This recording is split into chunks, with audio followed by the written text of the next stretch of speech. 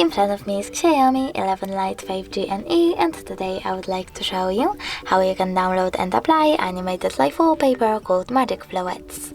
Firstly, open Play Store, click on the search bar and type Magic Fluids. Then install this app from this developer and open it.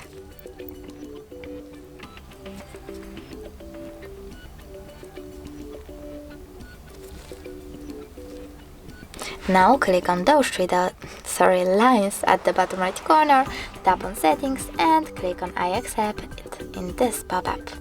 Over here you can adjust your wallpaper settings however you wish to, and when you're ready, click at the top right corner and the bottom one again. Then choose Set as Live Wallpaper, pick Set Wallpaper and decide if you want to apply it on home screen or home screen and lock screen by clicking on one of those options. So now when I go back, I can see that my wallpaper has changed. Thanks so much for watching. If you enjoyed this video, leave a like, comment and subscribe. Bye!